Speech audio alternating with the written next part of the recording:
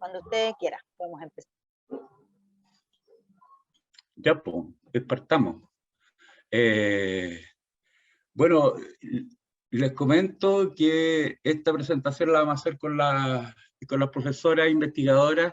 Bueno, uno de ustedes ya la conocen, a Daniela Lillo, que hizo el primer taller sobre educación no sexista. Ella es profesora de la UNCE, tiene un magíster en género. Y la otra compañera, Isabel Pérez, a ella no la conocían, ella es psicóloga y tiene un doctorado en estudios culturales y sociología. Y hace un par de años estábamos con esta inquietud de trabajar temas. En ese momento queríamos trabajar con profesores, pero no estaba todavía instalado el concepto de educación no sexista, así que empezamos a trabajar y qué era lo que pensaban los profesores de temas de familia, de género, de sexualidad, y después empezamos a armar una idea de una educación no sexista. Y le agregamos un poco que vamos a tratarlo acá también, educación no sexista y no generista. Esto tiene como dos partes. Vamos a ver primero una parte cualitativa, que en base a relatos que fuimos recogiendo de las profesoras y los profesores, y después vamos a ver una parte cuantitativa, que es la aplicación de una encuesta y que se hizo más recientemente. Vamos a compartir la pantalla.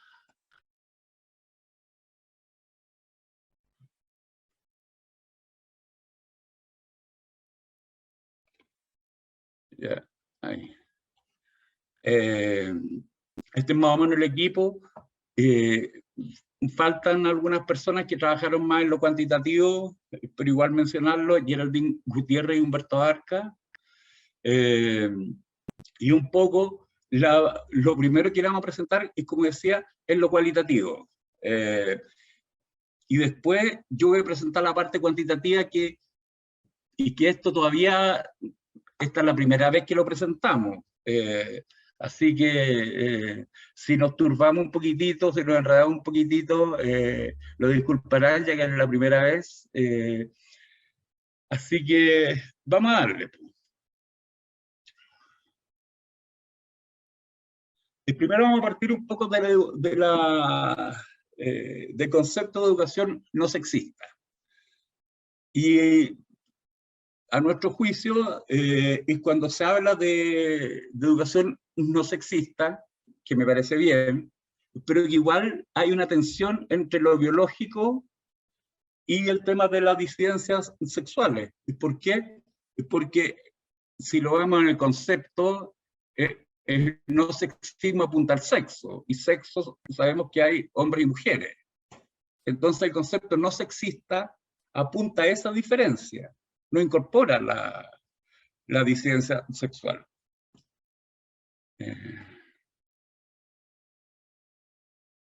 ¿Cómo pongo esta cosita para que me deje leer?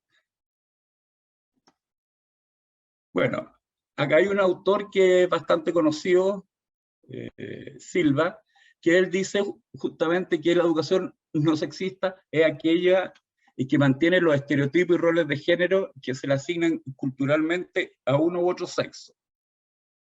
O sea, reproduce la idea del sexo.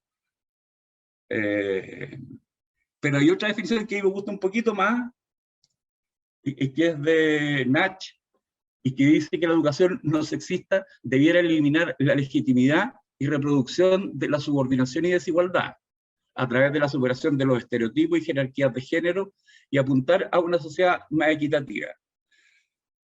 A mí me gusta un poco más la definición, porque apunta al tema de convertir a la sociedad en una sociedad donde todos entremos, donde todos tengamos un lugar. Pero el problema que tengo con esa definición es que igual no menciona explícitamente la disidencia sexual. Por ejemplo, los problemas de las mujeres hetero no son los mismos que de las mujeres lésbicas. Entonces, ahí el tema de las distintas dificultades que deben enfrentar las mujeres, ya sean hetero o lésbicas, son distintas. Algunas iguales, pero también hay distintas. Y entonces, entre medio, leyendo sobre el no sexismo, qué sé yo, y empezando a tratar de construir algún concepto, nos encontramos con un texto de Gilbert y Blem, y que ellas hablan de el bigenerismo. Ellas hablan de dos conceptos, el bigenerismo y el no generismo. El bigenerismo, ¿qué es lo que sería? Es un punto de vista que acepta las reglas del género. O sea, somos masculinos o somos femeninos. Esa es la idea del bigenerismo. Y no permite variaciones, excepciones o desviaciones de la regla. Entonces, una mujer lesbiana no podría ser un tanto masculina. Y en contraposición a este concepto, ella instala el concepto de no generismo, que no supone una distinción binaria. O sea, no hay dos polos, hombre, mujer, masculino, femenino, ni tampoco otorga una mayor valoración social a lo masculino que a lo femenino, que sabemos que es uno de los grandes temas. Hay una mayor valoración social a lo masculino que a lo femenino. ¿Y por qué? Porque no hay aparato conceptual y que nos permita definir o identificar género o sexo. O sea, aquí no importa, acá importa quién es persona. No importa a qué sexo corresponda, no importa a qué género corresponda. Entonces nos gustó esta idea del no generismo, entonces pensamos que al concepto de educación no sexista se le podría agregar la idea de que sea no sexista y no generista. ¿Y por qué? Porque el concepto de no generista incorpora a la disidencia sexual.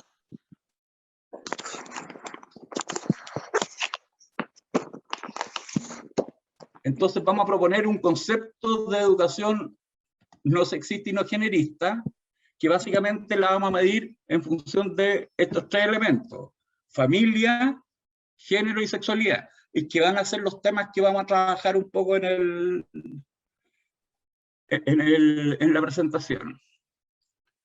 Entonces, la educación no sexista y no generista debiera promover la igualdad de todos los individuos y con independencia del sistema sexo-género, la participación igualitaria de todos los integrantes de la familia en los quehaceres domésticos, el rechazo a los estereotipos de género y un acercamiento más comprensivo a la sexualidad y a las identidades sexuales y de género de los individuos. Ese es el concepto que vamos a manejar sobre educación no sexista y no generista, y vamos a ver después los resultados del estudio, si los profesores y las profesoras se acercan más a un concepto no sexista y no generista o a uno sexista y bigenerista, y que sería el concepto opuesto, que sería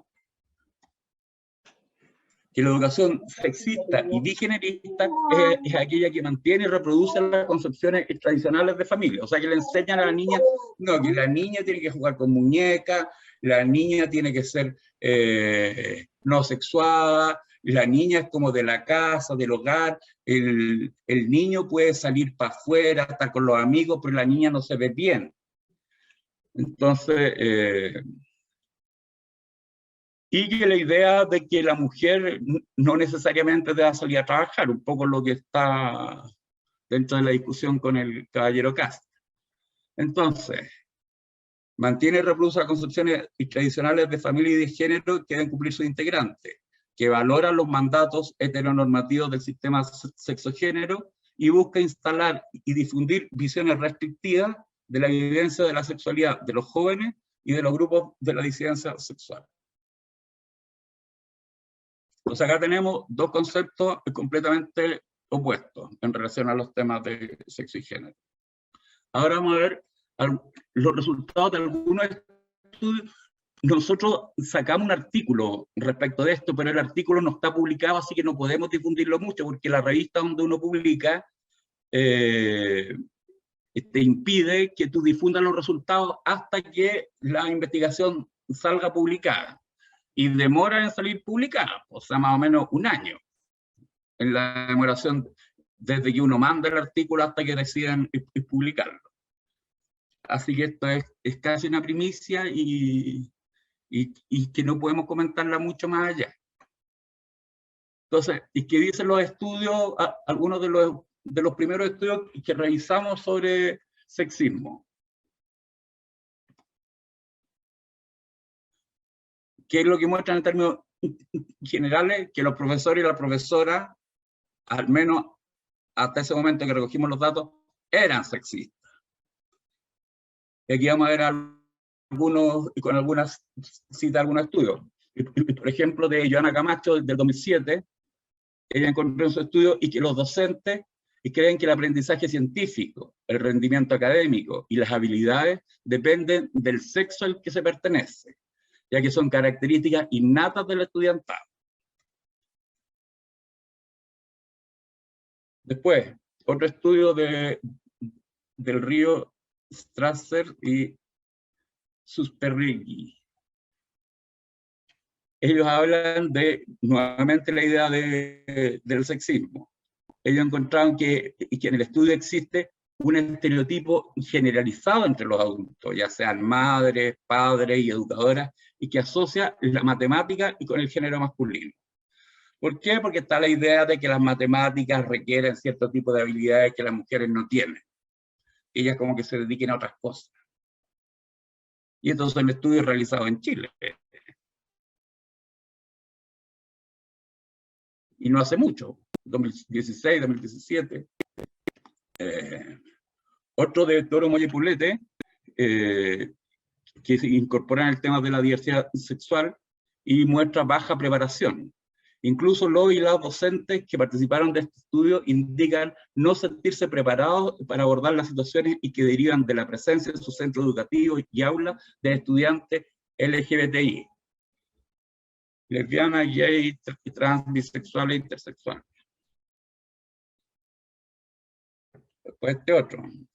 Y para profesores, profesoras de educación básica y parvularia, el género y la orientación sexual vienen determinados por el sexo biológico de la persona. O sea, si yo nací con mis genitales masculinos, mi género corresponde a lo masculino y mi orientación sexual es heterosexual. Y comprendiendo que estos componentes, el género, la orientación sexual y el sexo biológico, vienen unificados y estáticos, por lo que no existirían factores contextuales y que lo afecten, cambien o modifiquen. O sea, no hay nada que le pase en la vida a la persona y que pueda cambiar la correlación que existiría entre sexo, género y orientación sexual. Ahora la Isabel va a referirse un poco a la metodología.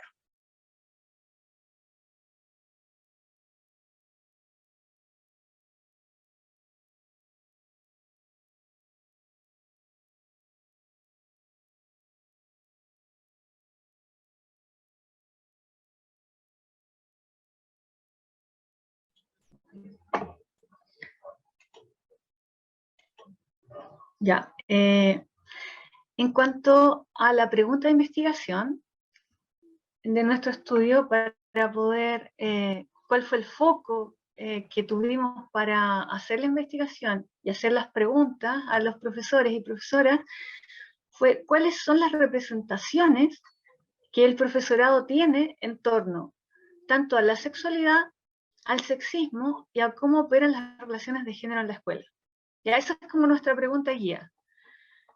El objetivo va, por supuesto, en la misma línea, entonces, y como ven ahí ustedes, lo que queríamos conocer es cuáles son justamente estas mismas representaciones, ¿no? Dicho en términos de objetivos, conocer las representaciones que tiene el profesorado en Chile sobre sexualidad, sexismo, y saber cómo operan las relaciones de género en la escuela, y en el fondo desde su mirada y también desde sus experiencias. Eso es lo que nos importaba. Para hacer esto, como mencionó Francisco al principio, la metodología de esta parte del estudio es una metodología cualitativa.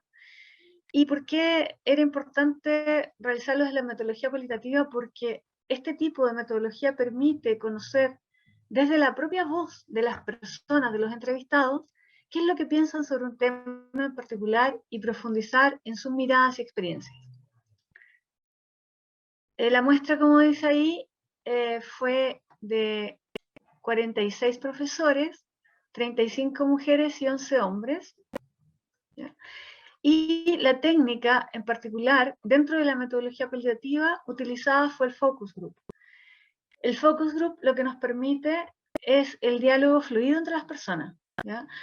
Nos permite tener un grupo reducido de personas y poder interrogar sobre una temática en particular. En este caso, esta temática que abordaba estos diferentes temas que mencionó Francisco: familia, sexualidad, género. Al mismo tiempo, esto permite como a las personas explayarse y transmitir también sus propias experiencias. Por lo tanto, consideramos que era muy importante, aparte de lo que va a contar Francisco al final de esta presentación, del estudio cuantitativo, para nosotros es muy importante conocer cuáles son los pensamientos, las ideas que las personas tienen, las experiencias, los mismos relatos que pueden ir contando o las anécdotas. Por eso que entrevistarlos de esta manera permitía profundizar en esto. La técnica entonces, como mencionaba, fueron 5 focus group, y fueron 4 en la región metropolitana y 1 en la región de Valparaíso.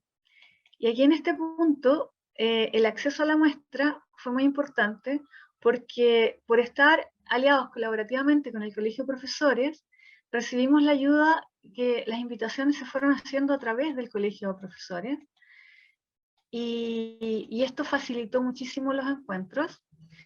Estos 5 focus group fueron con profesores de distintos colegios, no eran en cada focus de un mismo colegio, sino que de distintas partes, excepto en uno de los colegios, y un grupo de ellos era, a diferencia de los otros 4 grupos, que eran todos profesores como activos, uno de ellos eran grupos jubilados. El mínimo de personas que tenía uno de los grupos era de 5 personas, y el máximo fue de 13 personas. La mayoría, como ven ustedes, son mujeres. Mujeres en total 35, 11 hombres. Antes de hablar del análisis de en vivo, quería mencionar que en relación a las fortalezas y limitaciones de nuestro estudio, bueno, el hecho de tener la alianza con el Colegio de Profesores fue muy importante, porque además nos facilitó el espacio para poder realizar estos focus groups y contar con cierto tipo de materiales técnicos para hacerlo. Y en cuanto a las limitaciones, por el mismo hecho de tener, nosotros habíamos postulado un proyecto que no tenía un fondo económico muy amplio, por lo tanto, no contábamos con muchos recursos. Inicialmente nuestra idea era ir, ojalá a varias regiones del país, ojalá a todo Chile, para poder hacer un estudio con focus group en distintas partes, y abarcar la mayor cantidad de profesores posible para tener una amplia mirada del tema. Sin embargo, por los escasos recursos con que contábamos para el proyecto y también por factores de tiempo, esto no se nos hizo posible. Por lo tanto, nosotros consideramos esta parte del proyecto como una primera etapa, donde abordamos solamente entonces 4 focus en la región metropolitana, como ya mencioné, y 1 en la región de Valparaíso, que era más cercano, o sea, por razones como más bien prácticas.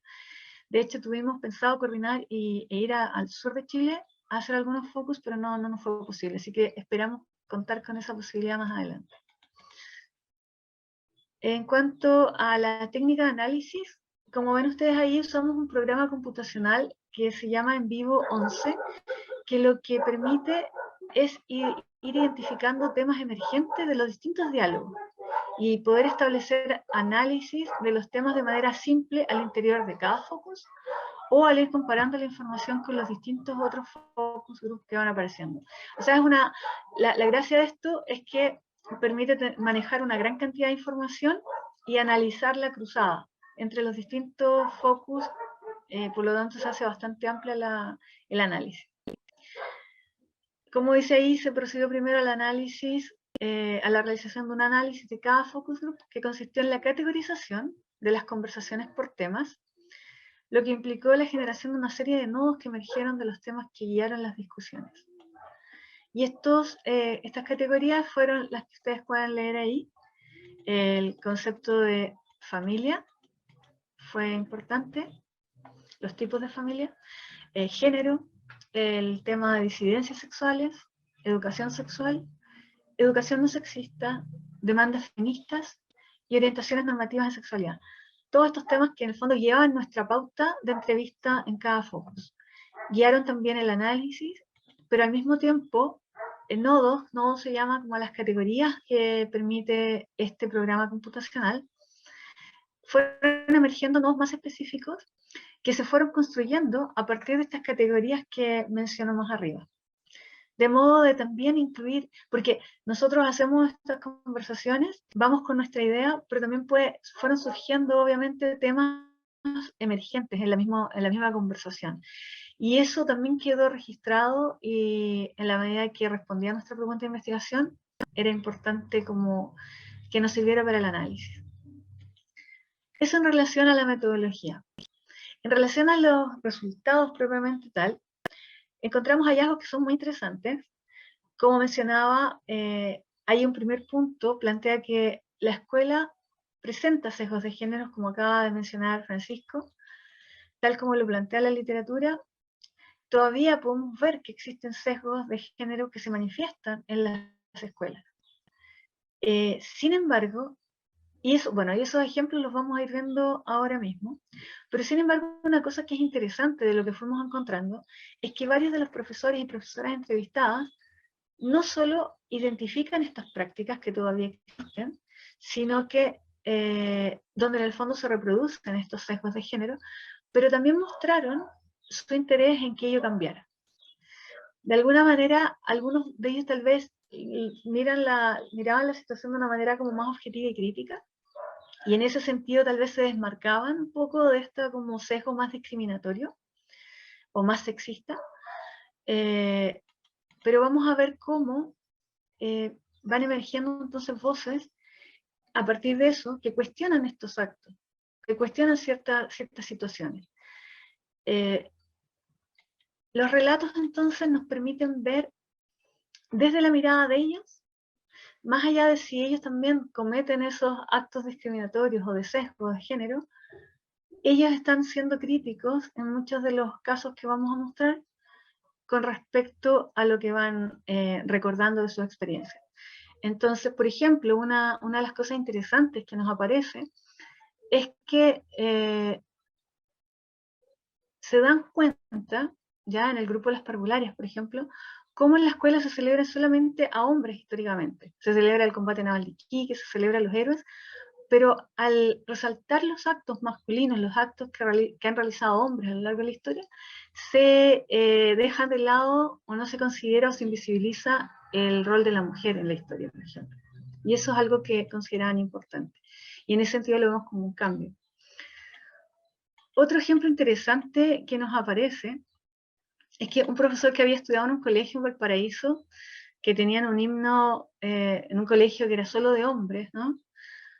Él relata que una vez se encuentra con una exalumna de ese mismo colegio y le pregunta cuál es el himno del colegio. Entonces la niña le dice, liceanos viriles muchachos. Y él, le llama mucho la atención porque obviamente esto representaba como un sesgo grande de género. Y en el fondo le parecía como muy, muy interesante ver cómo se seguía reproduciendo un mismo himno, o sea, las mismas niñas cantaban el himno del liceo, sin embargo no las representaba. En otro ejemplo, que relacionado, ¿puedes poner la otra, Pancho, por favor? Que dice, en relación específicamente a la celebración del Día de la Mujer, le dijeron a un profesor, y ahí ustedes lo pueden leer en la segunda cita que aparece en la lámina, en la diapo. Le dice, ya, tú vas a estar encargado del Día de la Mujer. ¿Qué tenía que hacer? Dice él. Comprar la tortita, los globitos, los chocolatitos y la rosita. me dijeron, ya te toca a ti este año. Y yo dije, ya, pero yo no voy a entregar ni nada de eso que ustedes entregan todos los años. Yo voy a hacer un acto con los estudiantes y vamos a tratar el tema del feminismo en el acto frente a todos ahí. Y lo hicimos y resultó súper bien. O sea, por lo menos las mujeres, por lo menos les resultó mucho más significativo que la típica torta. Con esto, ¿qué es lo que hace el profesor? El profesor en el fondo lo que hace es cuestionar una tradición o una práctica que, a pesar de que visibiliza a las mujeres por una parte, igual reproduce de alguna manera las prácticas antiguas tradicionales patriarcales, al usar como la tortita, las florcitas, etc. Entonces, él mismo cuestiona eso y genera como esta instancia para reflexionar sobre el feminismo. Esa es una forma en cómo se reconoce el sexismo, pero al mismo tiempo se va modificando, ¿no? Hay un intento por cambiar la forma, por cambiar las prácticas. En este otro ejemplo, que acá ustedes lo tienen acá arriba, respecto al sexismo en la escuela, son las dificultades que existen para instalar el tema de la sexualidad. Particularmente esto se da en los colegios católicos, pero no solo exclusivamente en los colegios católicos, como vamos a ver en estos ejemplos. Entonces ahí el profesor de Un Focus de Valparaíso relata que hay colegios particulares religiosos de niñas donde prácticamente hablar de sexo es un pecado mortal. Son pocas las personas que hablan los temas, y en la educación, a pesar de que es laica, pública, y que por eso la defendemos, hay profesores que se frenan para hablar de esos temas, no los comprenden, lo limitan y están en la educación pública. Hay otro punto que agregué, que no me aparece ahí en la diapo, pero que me parecía interesante como comentarla, tiene que ver con que incluso en cuanto al reconocimiento de las disidencias sexuales, que parecen ser hoy día más aceptadas en muchos colegios públicos, aparecen contradicciones y se siguen reproduciendo desigualdades y se naturalizan prácticas que son discriminatorias. Por ejemplo, una profesora mencionaba cómo los profesores decían que no discriminaban a estudiantes que eran hombres que eran más femeninos o que eran homosexuales. Sin embargo, cuando se referían a ellos o al curso donde había muchos chicos que eran homosexuales, se referían como las locas, e incluso les silbaban. Entonces está en ese tipo de situación. Gracias. Sigue Pancho, por favor.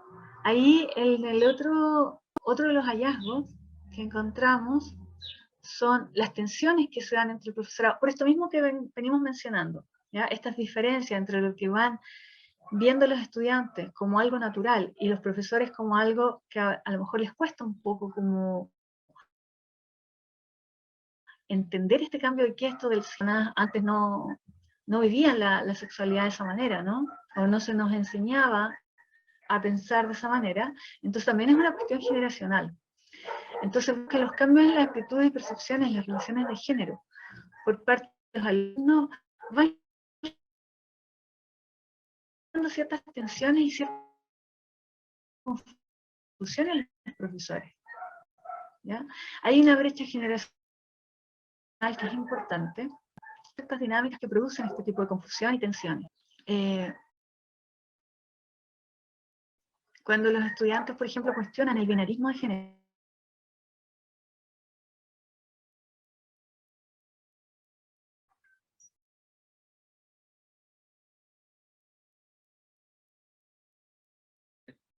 Isabel se cayó. me caí, perdón. Isabel, yo creo que apaga la cámara.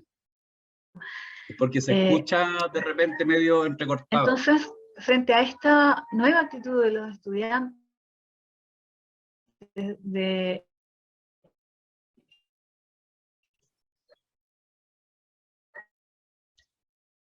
¿No te escucháis, Isabel? Apaga la cámara. cuestionar este binarismo, ¿no? Se vio un cambio notorio y hay ejemplos.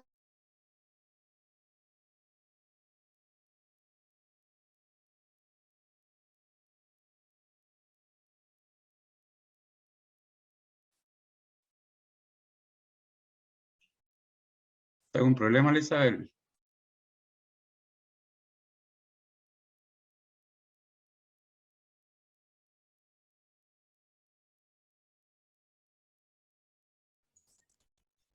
Sí, parece que no nos escucha. No, perdón, ahí estoy. Es que me había caído. Estoy terminando Sí, en todo caso, ¿ya? apaga tu cámara, Isabel, para que tengas mejor conexión. Ah, verdad. Bueno, gracias. Ya, entonces, bueno, como estaba leyendo, uno de los ejemplos que aparece que menciona una de las profesoras en los focus es que hace 2 o 3 años atrás se dio un cambio notorio, que había chiquillos que criticaban todo esto de la sexualidad planteándose preguntas acerca de por qué el binarismo, por ejemplo, de la sexualidad mujer y hombre, de por qué siempre hablamos en esa categoría. Los estudiantes hoy día le dicen que el profesor los violenta, el profesor se siente un poco acorralado, violentado, porque le están diciendo que es violento. Y él nunca se planteó que decirle a un niño que corriera como niñita iba a hacer algo que violentara a sus estudiantes.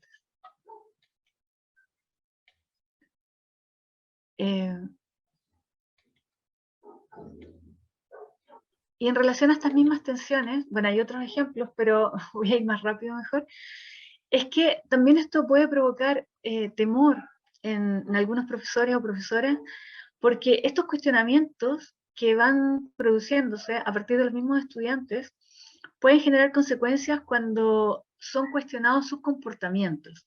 El mismo hecho de que, por ejemplo, haya salido todo este movimiento que revela todo lo que es el abuso sexual, por ejemplo, el acoso sexual, práctica que ha sido visibilizada en la sociedad últimamente.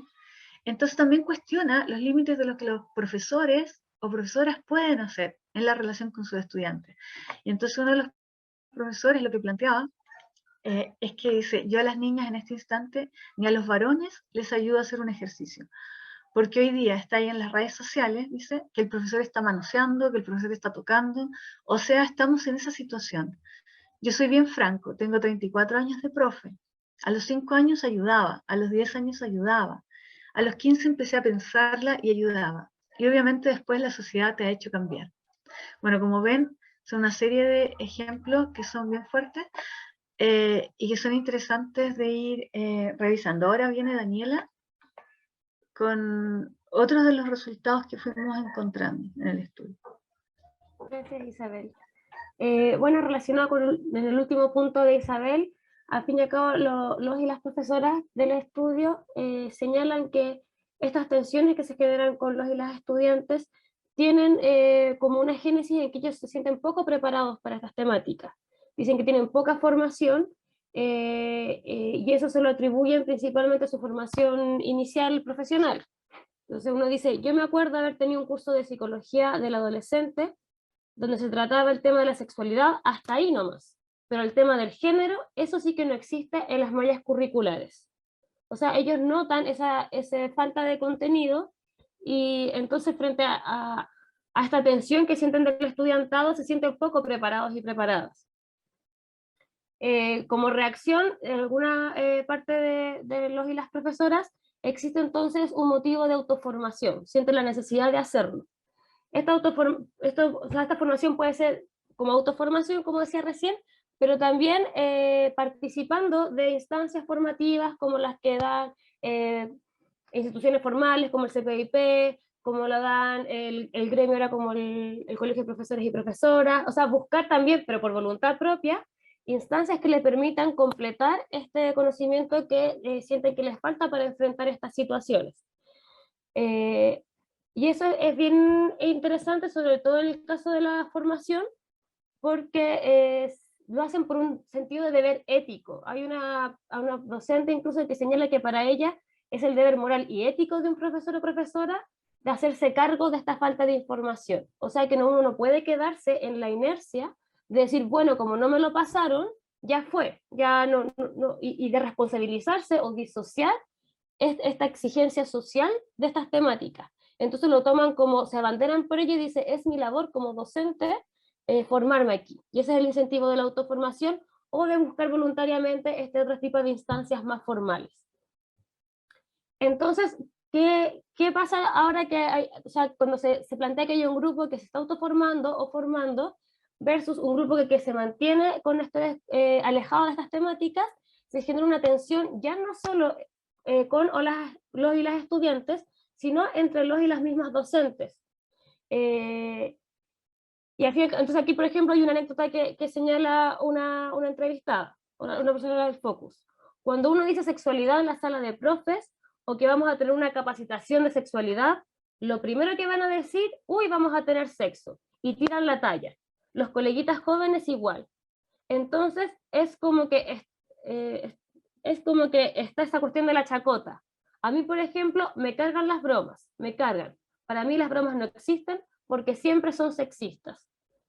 Entonces, como otros relatos, dan cuenta de que ya no, o sea, que siempre se hablan en algunos estudios al grupo docente como algo homogéneo, como que está este grupo docente versus o tensionado con las y las estudiantes, pero hay pocas veces en que se profundiza respecto a la tensión que hay al interior del grupo docente, y que se da porque es un grupo heterogéneo, y en este caso heterogéneo en cuanto a la importancia que se le da a esta temática o a la formación que tienen respecto a este. Y por eso, al fin y al cabo, esta molestia o esta tensión que se va generando. No, por favor, no la adelantes. No, esta es la de Elizabeth. No, un poco atrás. Ahí. Y como dice la parte final de estos puntos, esta tensión se da principalmente en una brecha generacional, es decir, se reconoce que la mayor tensión se provoca entre docentes jóvenes frente a docentes de mayor años en ejercicio. En una cita del Focus dice, los profesores más antiguos, que tienen más años en el establecimiento, que tienen más dominio en cuanto al cruce con la directiva, generalmente coartan a las profesoras que quieren proponer o poner en el tapete estas problemáticas o cosas a resolver en cuanto a temáticas de sexualidad y género. Entonces, este conflicto generacional ya también se ha visto en la bibliografía y que se da en otros estudios, que este recambio o estas dos generaciones opuestas que coexisten en una comunidad educativa generan más tensión que entre generaciones simultáneas. Pero además también existe un grupo de profesores o profesoras como yo, más ejercicio en docencia, que también hacen el ejercicio autocrítico. O sea, no simplemente está este grupo que niega o rechaza este tipo de iniciativas respecto a formarse o a conversar o reflexionar en torno a los temas de sexualidad y género, sino que también hay un grupo que hace la autocrítica. Profesores mayores que incorporan una mirada respecto a que es algo que ellos todavía no entienden o no saben cómo incorporar a su práctica. Dice, los problemas los tenemos nosotros los viejos porque a nosotros nos criaron con reglas que el papá se sienta en la cabeza, que el mejor plato comida para el papá, etc. Es decir, tampoco viven como disociados de lo que está pasando, sino que existe una autocrítica, y eso igual es válido de poner en tapete a la hora de decir, si hay una brecha generacional, no siempre también es esta homogénea, sino que dentro de este mismo grupo también ya se están cuestionando estos preceptos que ya no tienen cabida en las nuevas generaciones. Ahora sí, Francisco, gracias.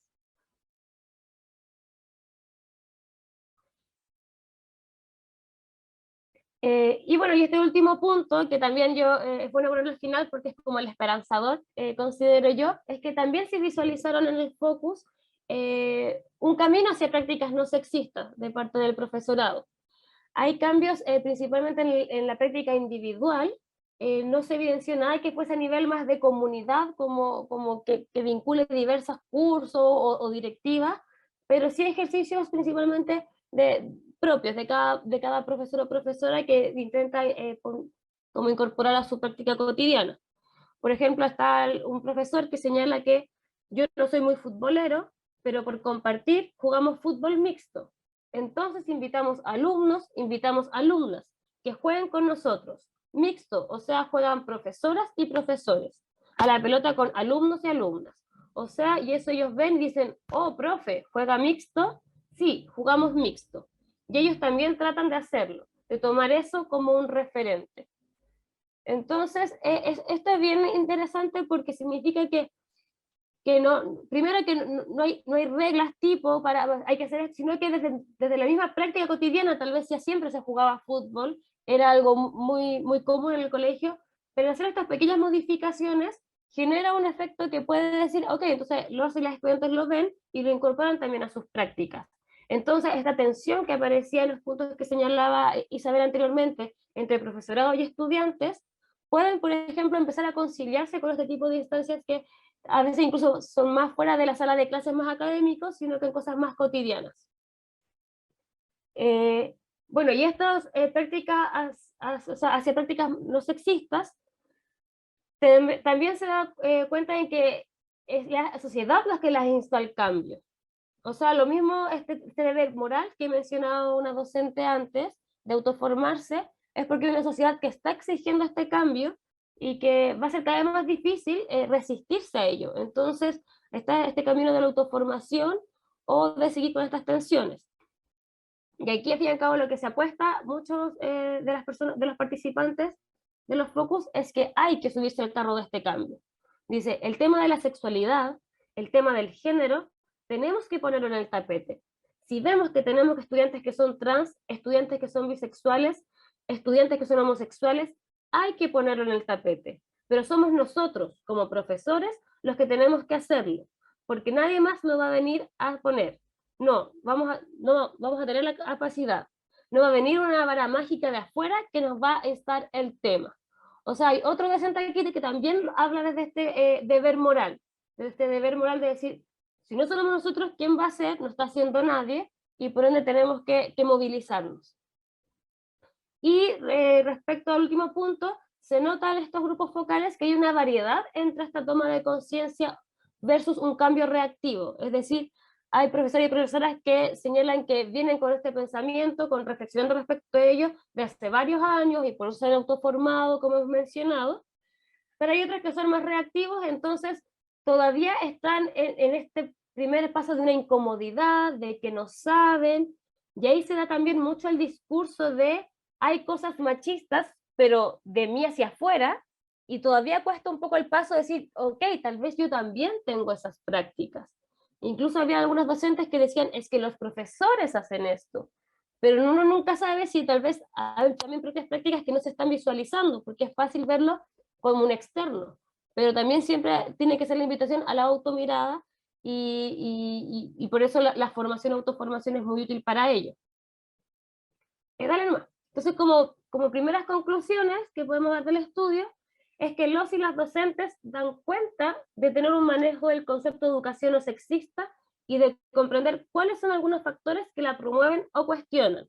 Como señalaba Isabel al principio, o sea, dan cuenta de que hay ritos, hay himnos que ya son cuestionables, ya no pasan colados, no están normalizados, sino que se tensionan, ya sea por un primer choque de los o las estudiantes o por los mismos profesores y profesoras. Si bien este manejo posee distintos niveles de profundidad para cada docente, existe un consenso a la hora de situarlo como un tema que deben enfrentar. O sea, es difícil ya hacerse el ciego sordo frente a la temática. Por voluntad propia o por presión externa, es un tema que está y ya no se va de él. ¿Debido a qué? A una exigencia social y una exigencia que proviene cada vez más desde sus estudiantes, en algunos casos de su propia inquietud personal. Por otra parte, en relación con la mirada a la escuela y sus sesgos de género, para la mayoría de los y las docentes, el paradigma de género cambió, y la escuela evidencia dificultades para adoptar estos cambios. Es decir, la escuela se sitúa todavía a veces como muy conservadora en reglamentos, en ritos, como mencionábamos, en prácticas normalizadas, lo que se observa en acciones rituales, etcétera, himnos, prácticas docentes, etcétera. Y a diferencia de otras investigaciones, en este sentido, los y las docentes se posicionan desde la vereda del cambio, la mayoría, y eso es bien positivo. Ahora, si bien adscriben a esta vereda del cambio, es interesante ver si es que esta adscripción es porque ahora hay una presión social a adscribir o porque realmente están incorporando cambios conscientemente. Y por ende critican aquellos establecimientos y colegas que perpetúan discriminaciones o no abarcan temáticas respecto al género y la disidencia sexual. Aquí con lo que yo más me quedo es que ya no es políticamente correcto. O sea, aunque yo no lo piense, aunque yo no escriba o me abandere por las temáticas de género y sexualidad, ya por lo menos la vara se corrió a que no es políticamente correcto decirlo en voz alta. O sea, ya hay un consenso en que hay ciertos pisos básicos que no se van a tolerar dentro de la comunidad educativa, que es el respeto a las diversidades, a las disidencias, y por ende ya tenemos como un foco de que estamos en una vereda común de cambio, que desde aquí partimos. Después hay variantes, como fuimos viendo, de la toma de conciencia o de la formación para hacer cambio en prácticas. Pero ya la vereda, o sea, la línea se corrió bastante, la cerca. Desde esta perspectiva, podríamos decir que los y las docentes consultados se adscriben al discurso de lo que algunos autores o autoras han llamado educación no sexista y no generista. O sea, esa es la línea que estamos marcando y de ahí para adelante habría que seguir transformando. Va a continuar ahora entonces con las conclusiones Isabel.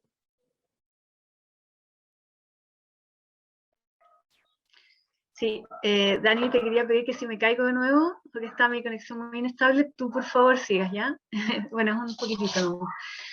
Otra de las conclusiones entonces importantes es que vemos, como ya mencionamos, que hay tensiones entre el profesorado y los estudiantes a partir del cuestionamiento que estos últimos levantan hacia discursos y prácticas que son normalizadas muchas veces por los y las docentes, donde se perpetúan prácticas sexistas y discriminatorias. Si bien no en el grupo entrevistado, pero sí en los relatos de sus experiencias, ¿ya? Esto en los mismos ejemplos que fui dando, así que ya lo mencioné, las dificultades que van teniendo los profesores por esta idea de que los alumnos, por ejemplo, naturalizan ya el no binarismo y les obligan a cuestionarse su propia mirada, su propio entendimiento de lo que es el género y la sexualidad. Entonces, otra conclusión es que se presentan roces y diferencias entre quienes poseen formación en género o tienen el ímpetu de trabajar estas temáticas en la comunidad escolar. ¿Y eso por qué? Porque hay una diferencia también generacional importante, y quienes vemos que son un poco más jóvenes también vienen como más preparados tal vez para cuestionar de alguna manera, o han cuestionado, han sido obligados a cuestionar estos temas de una manera que es más fácil que para personas de generaciones anteriores.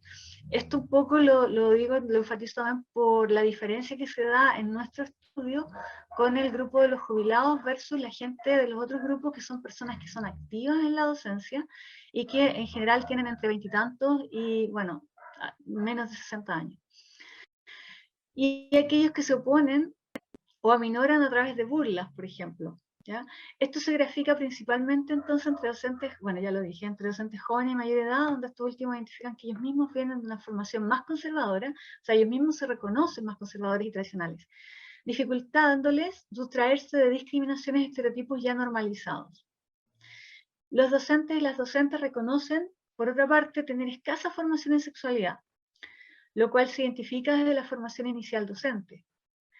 Ello plantea entonces el desafío, pensamos nosotros, a las universidades que son formadoras de docentes, de incorporar como parte del currículum cursos de educación sexual de modo obligatorio a todos y todas las docentes en formación. Esas serían las conclusiones.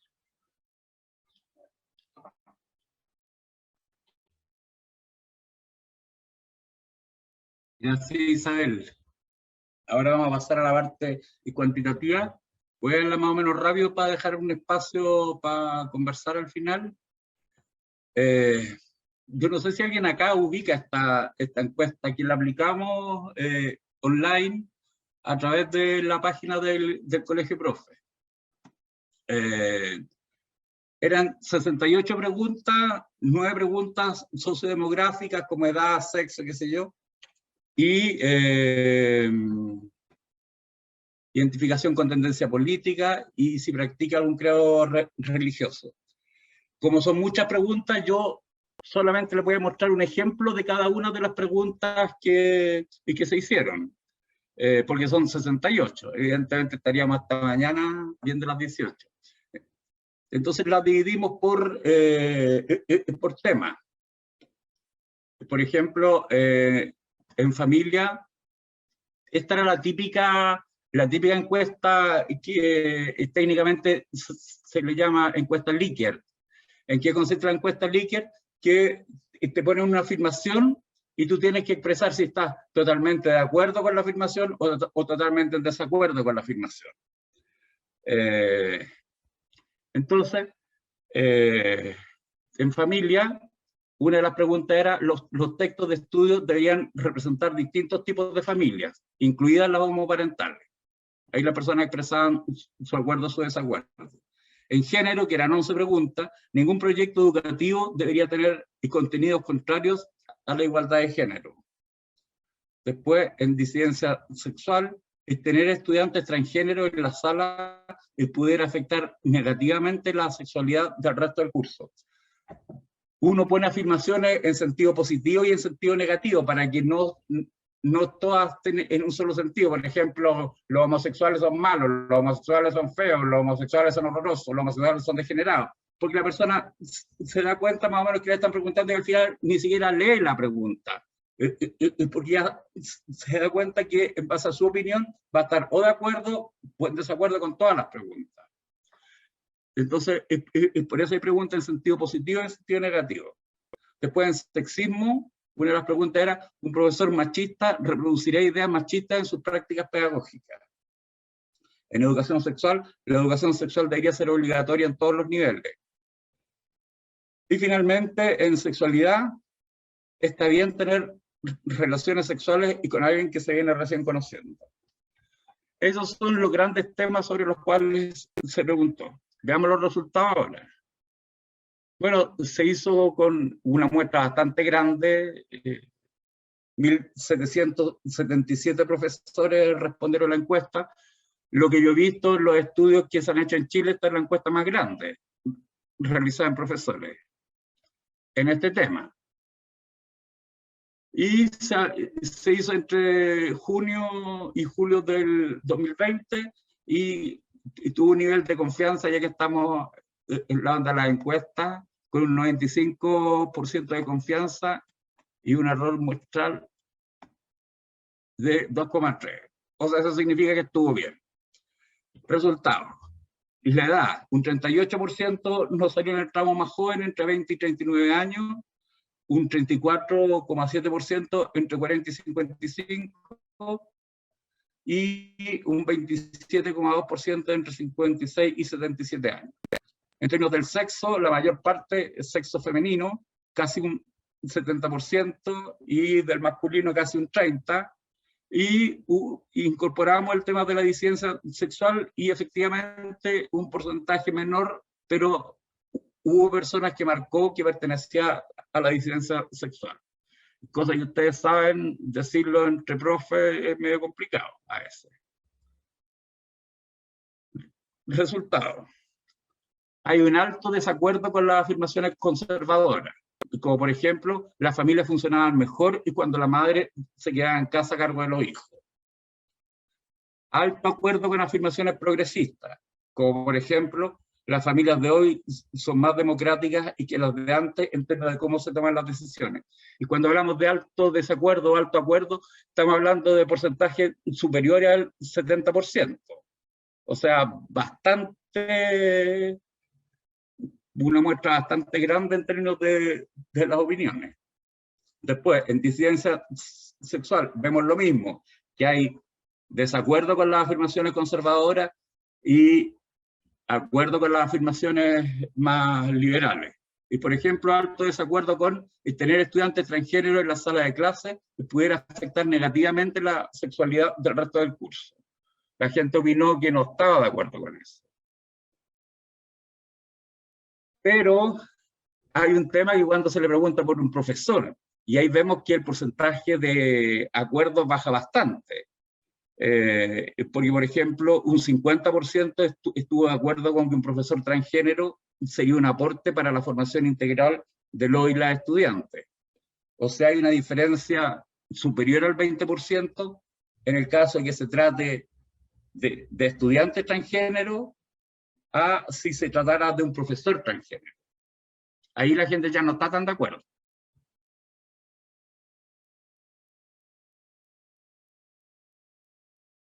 En género, lo mismo, desacuerdo con afirmaciones conservadoras, y por ejemplo, una afirmación conservadora, los estudiantes se sentirían más cómodos si las clases de sexualidad las hiciera un hombre. Alto acuerdo con afirmaciones progresistas. Ningún proyecto educativo debería tener contenidos contrarios a la igualdad de género. Entonces, porcentajes superiores al 70% hubo de acuerdo con esa. Pero acá ya empezamos a encontrar unas cositas raras, como por ejemplo, un 33% estuvo de acuerdo con que una mujer feminista y un hombre machista son dos caras de la misma moneda. O sea, eso como que de alguna u otra manera lo ponen en igualdad de condiciones, cosa que era contrario con otra de las afirmaciones, por ejemplo, que decía que las demandas feministas nos han hecho mejor como sociedad. O sea, la gente que opina que las demandas feministas nos han hecho mejor como sociedad no podría opinar que una mujer feminista y un hombre machista son dos caras de la misma moneda. Porque una propone la igualdad, el feminismo propone la igualdad y el machismo no, el machismo opone lo otro. Entonces serían quizás dos caras opuestas de la misma moneda. Y también esta afirmación es complicada porque un 38% está de acuerdo con que aunque use condón, una mujer no debería tener relaciones sexuales con un desconocido. Entonces nuevamente acá hay sexismo porque en el caso del hombre, la sociedad acepta que un hombre pueda tener relaciones sexuales y con una mujer desconocida. O sea, de hecho, los jóvenes tienen muchas veces relaciones sexuales con personas que no conocen. Pero cuando tú le preguntas por el caso de una mujer, ahí hay bajo acuerdo, el 38%. Y cuando vemos que los otros porcentajes son 70, incluso a veces 80%. En educación y sexismo se mantiene, yo diría que esta es la más fuerte. Acá las personas muestran un alto grado de no sexismo. Y por ejemplo, hay alto desacuerdo con las afirmaciones conservadoras. Como por ejemplo, me sentiría incómodo o incómoda si una pareja es lésbica y comenzara a asistir a las reuniones de apoderados. Y por otro lado, hay un alto acuerdo con las afirmaciones liberales. Si un profesor o profesora respeta la diversidad sexual, tendrá prácticas pedagógicas más inclusivas con sus estudiantes.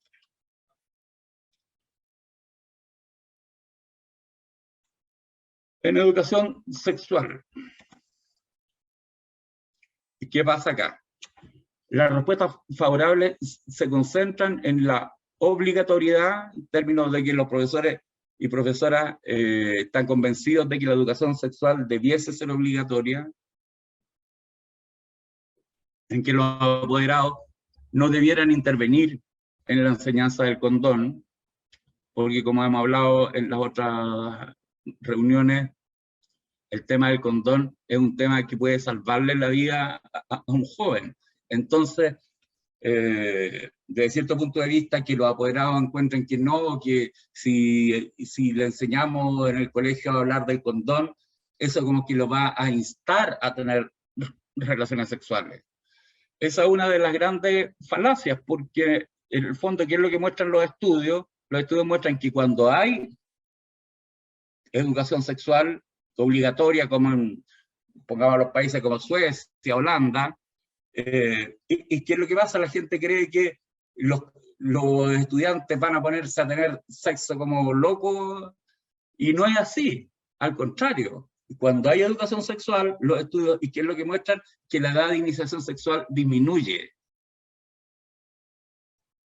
O sea, no se inician más tarde en la sexualidad.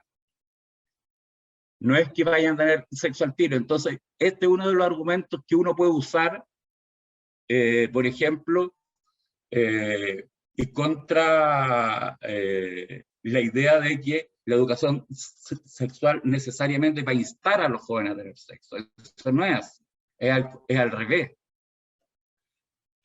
Y lo otro, bueno, que ya lo comentamos, la escasa formación recibida en la enseñanza universitaria. O sea, un altísimo porcentaje señaló no haber recibido educación sexual cuando pasó por la universidad, lo que evidentemente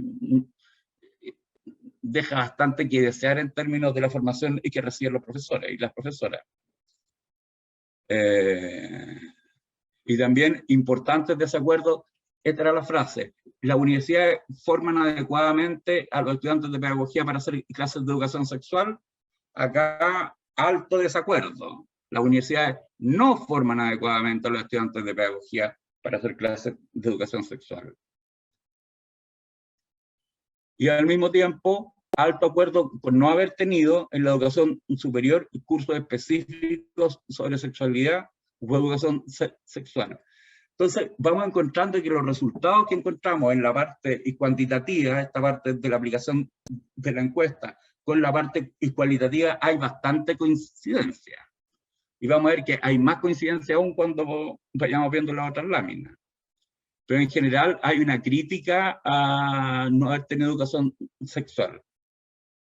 Y por ejemplo, un importante porcentaje, un 84%, está de acuerdo con que la educación debería ser obligatoria en todos los niveles.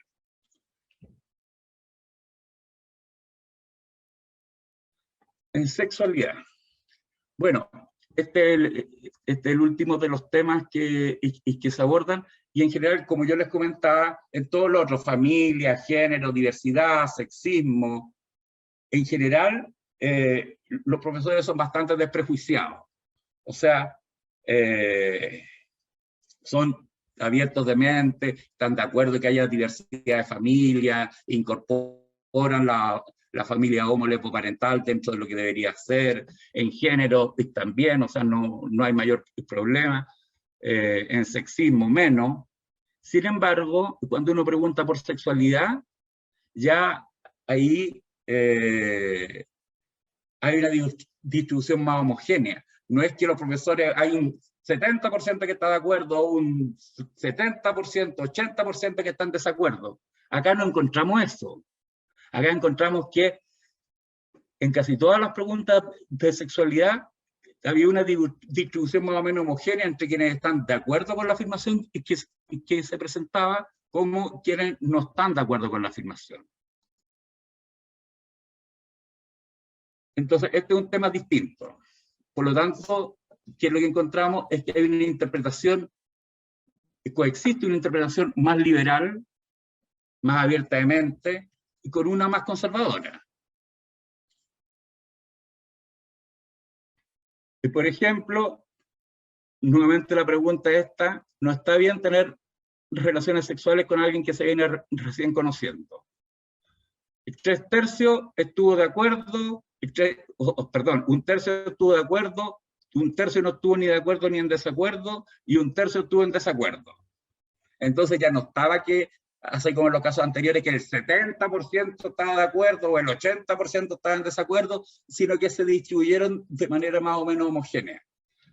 Ahora, alguien podría decir que cómo va a ser posible que esté bien que la gente tenga sexo con alguien que se viene recién conociendo. Bueno, pero es que los jóvenes tienen sexo con personas que vienen recién conociendo. Y nosotros le estamos haciendo clase a los estudiantes. Entonces, más allá de que uno pueda encontrar lo que está bien o no está bien, es una práctica sexual que viene instalándose desde hace tiempo. Entonces, no censurar un poco a los estudiantes por nuestras propias concepciones. Porque, por ejemplo, otras culturas, ya lo hemos visto, lo vimos en la clase anterior de educación sexual, no todas las culturas han tenido los mismos comportamientos sexuales. Nosotros somos fundamentalmente una sociedad monógama, pero han habido sociedades polígamas. Entonces, ¿por qué tenemos que pensar que solo una relación sexual va a ser bien evaluada siempre que las personas estén enamoradas?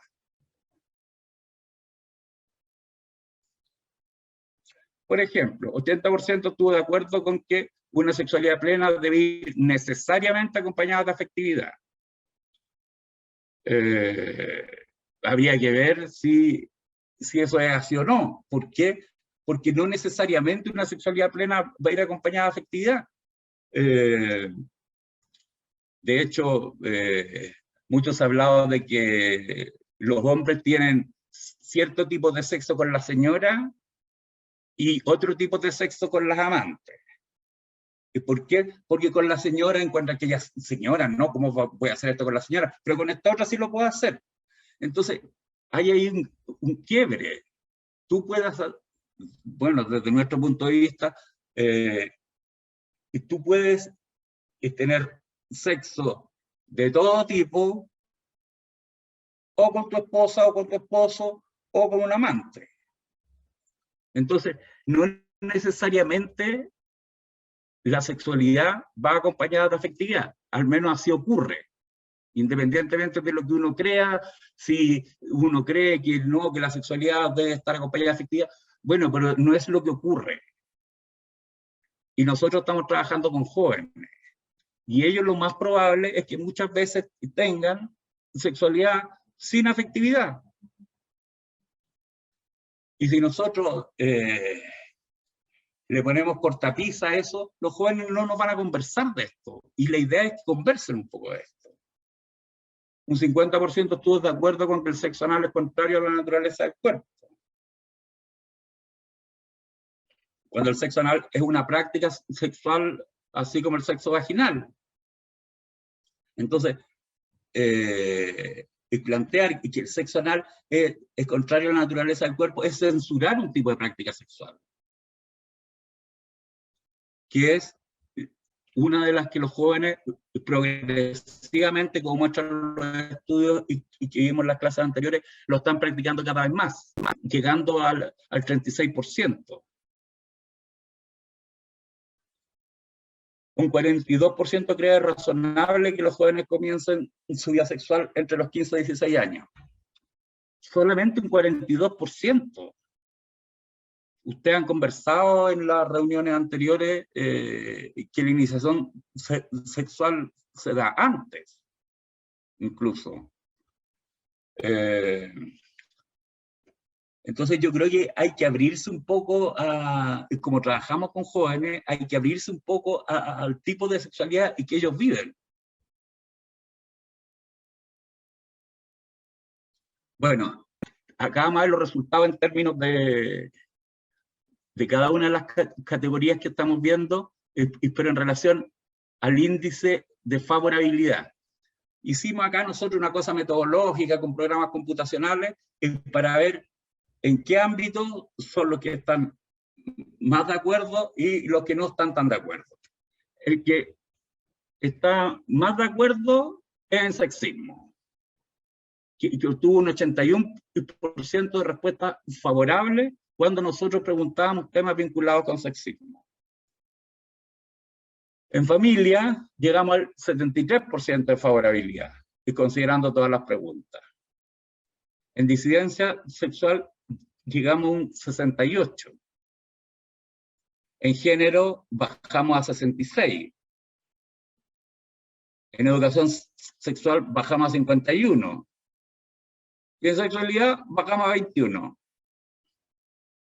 Entonces, hay un tema, y con la sexualidad, al menos dentro de los profesores y las profesoras que fueron encuestados, que es probable, acá fue de todo Chile, o sea, no, a diferencia del focus que hicimos 4 focos en Santiago y 1 en Valparaíso, acá contestó gente de todo Chile, así que es probable que estos resultados no sean los que uno consideraría, digamos, por vivir, no sé, o en Santiago, o en lugares grandes. Acá contestaron de todos los lugares.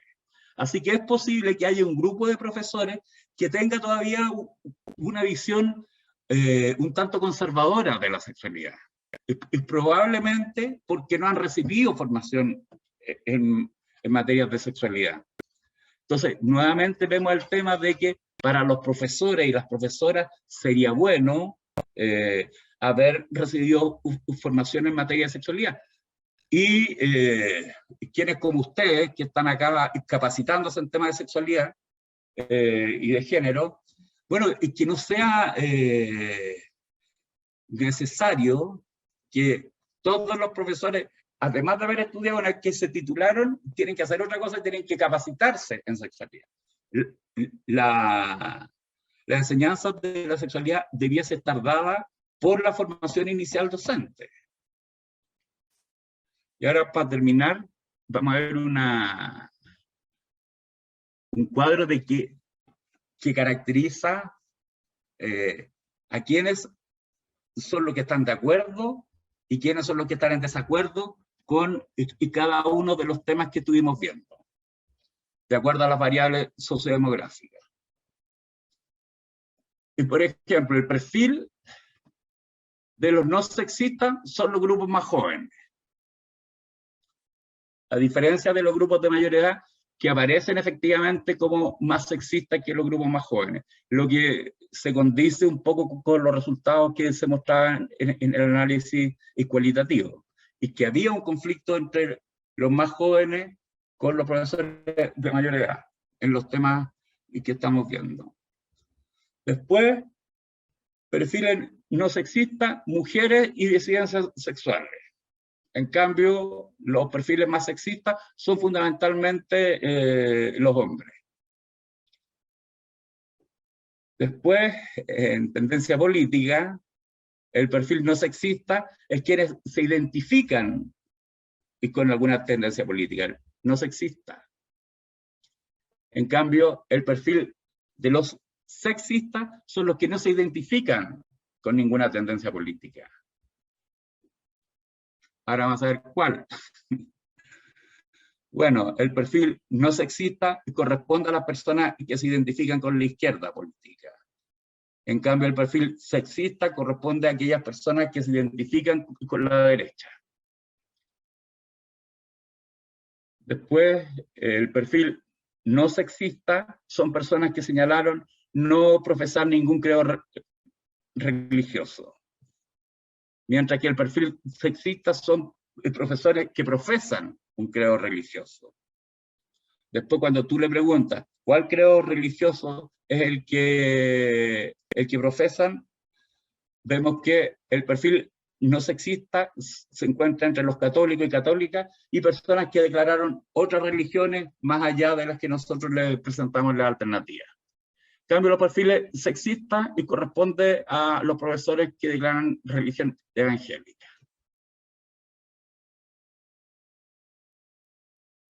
Eso más o menos los resultados que queríamos compartir con ustedes.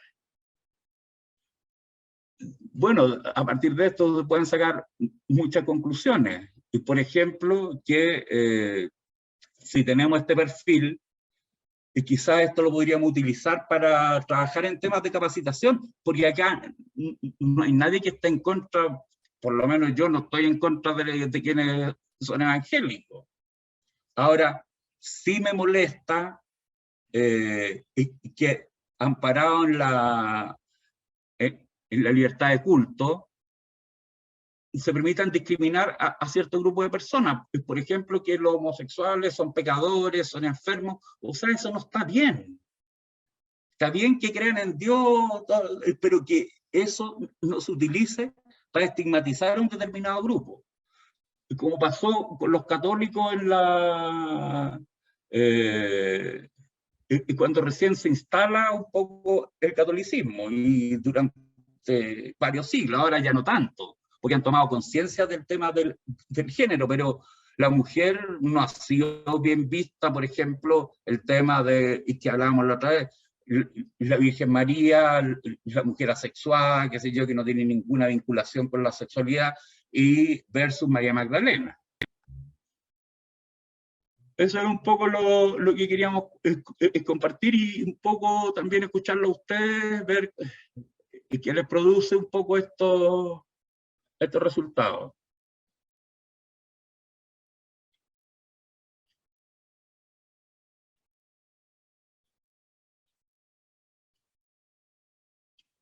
¿Alguien quiere opinar? A ver, Alejandra dice que las conclusiones están sesgadas. ¿Te gustaría fundamentar?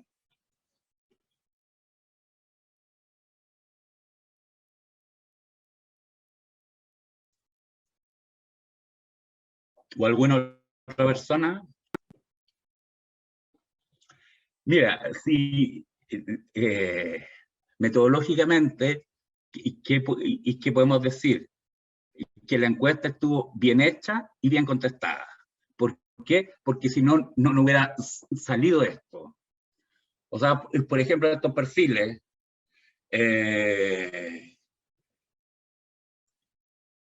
Sí, pero opine, pues.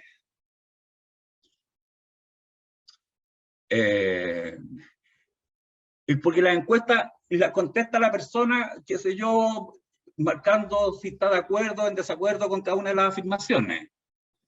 Y después esos resultados los metemos en un programa computacional que te separa a las personas y te permite decir, estadísticamente hablando, que efectivamente las mujeres y las disidencias sexuales son menos sexistas que los hombres, que las personas más jóvenes son menos sexistas que las personas mayores. Entonces eso no lo sacamos nosotros de nuestra propia conclusión, lo dio el programa.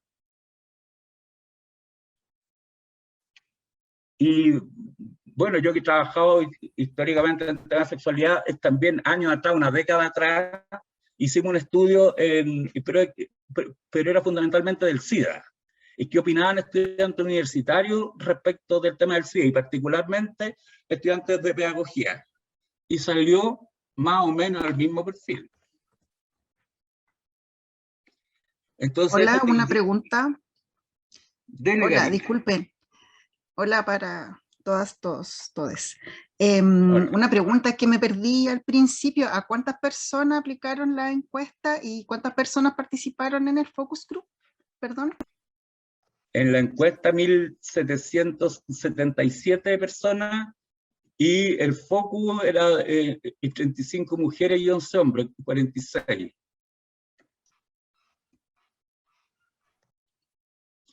Pero en el focus no podíamos hacer este análisis de separar a los grupos de acuerdo a si son hombres o mujeres, si profesan tal religión o son de tal tendencia política.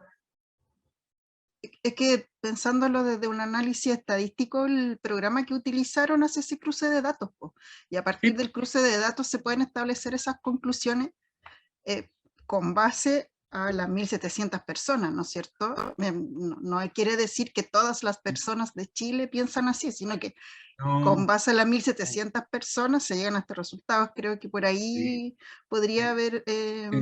Ahí uno poder dejar de pensar un poco que es sesgado, porque solamente estamos hablando de las 1.700 personas a quienes se les pudo aplicar esto, ¿no es cierto? Evidentemente podríamos encontrar o no coincidencias en otros lugares, pero con esta, yo creo que por eso escribí eso, es muy decidor lo que ustedes concluyen, ¿ya? Y nada, eso agregar. Muchas gracias.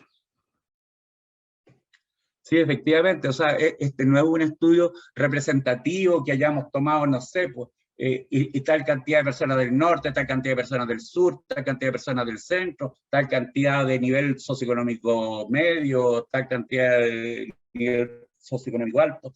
Eso no. ¿Por qué? Porque habríamos tenido que hacer una selección de la muestra que hubiese sido demasiado complejo para este tipo de estudios. Tendría que haber sido además una muestra más grande y con más recursos. Pues estos recursos igual fueron con recursos fundamentalmente de la universidad y con el apoyo del Colegio de Profesores. Sandrino pregunta si se trata de una percepción subjetiva. A las personas se les ponía una afirmación y las personas tenían que poner si estaban de acuerdo o en desacuerdo con la afirmación. Y eso fue lo que los profesores respondieron.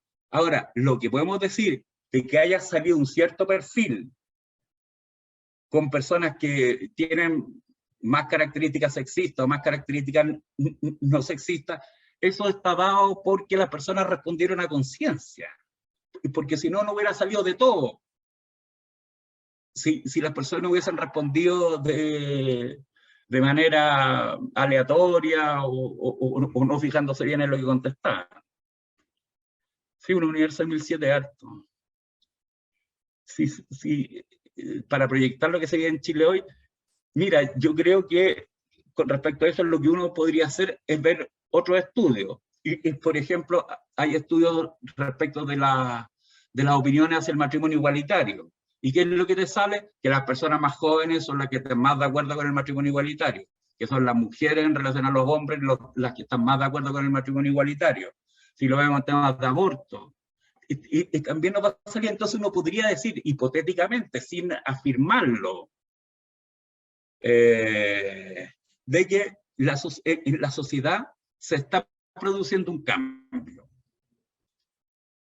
¿Y eso cómo lo vemos? Lo vemos en que las opiniones de los jóvenes son bastante distintas que las opiniones de las personas más adultas. Y lo vemos incluso en el focus, porque efectivamente yo recuerdo el focus ese, donde se planteó que, y yo lo encuentro también absolutamente rescatable, que cuando las profesoras quieren hablar de sexualidad o de educación sexual en un consejo de profesores, los profesores empiezan a tomar esto para la talla, que va a tener sexo, qué rico, jaja.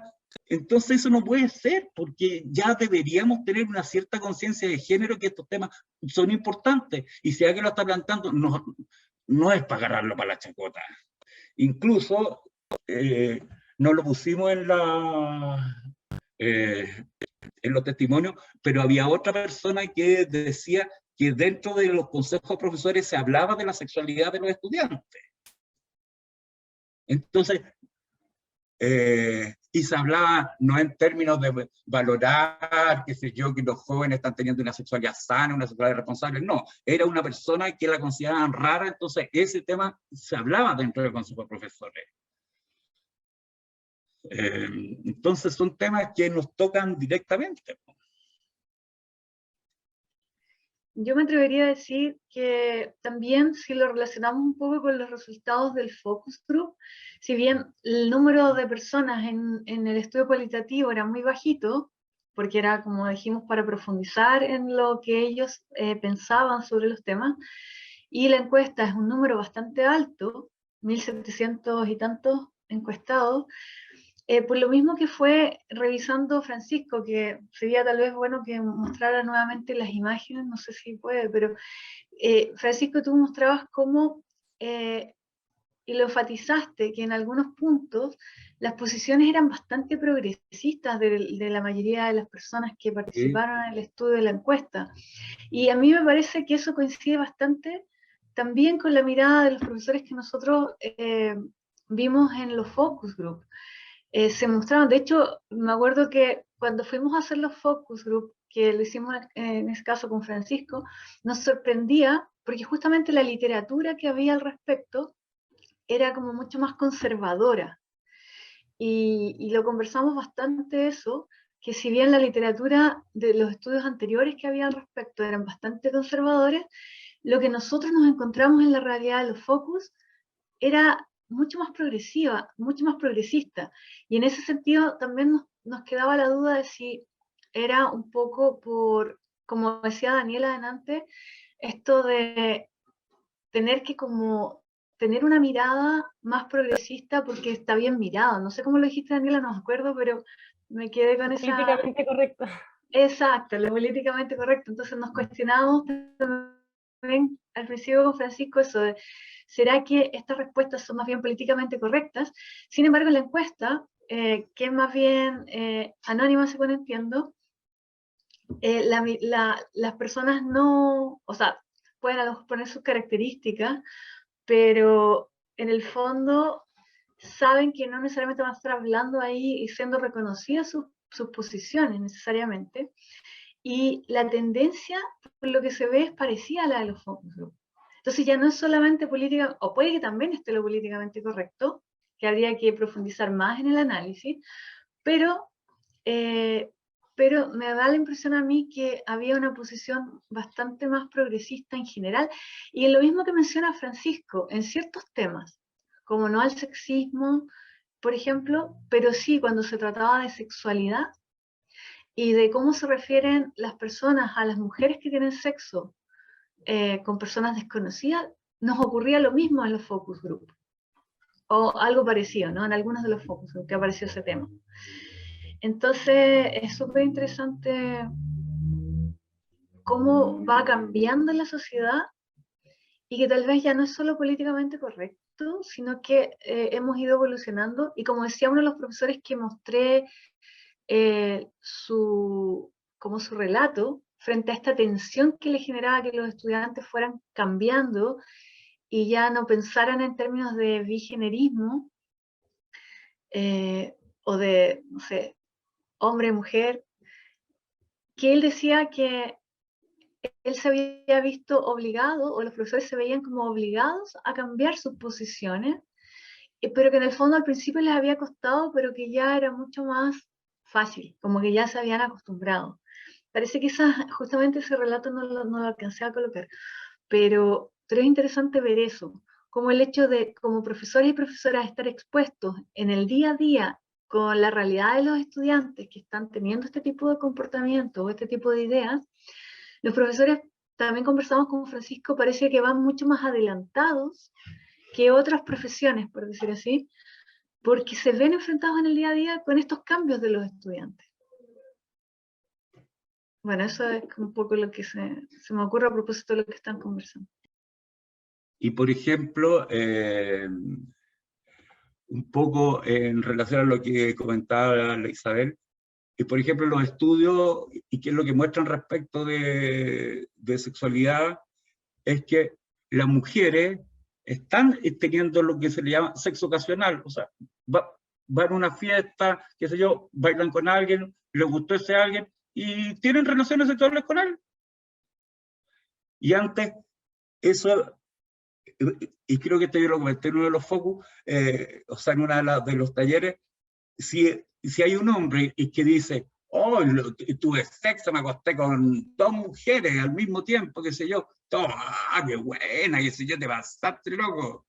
Pero si ese comentario lo hace una mujer que tuvo sexo con 2 hombres la noche anterior, o sea, la reacción de la sociedad es absolutamente distinta. Entonces, si ambos somos seres humanos y ambos somos seres sexuados, ¿por qué hay ciertas conductas sexuales que se valoran en el hombre y se castigan en la mujer?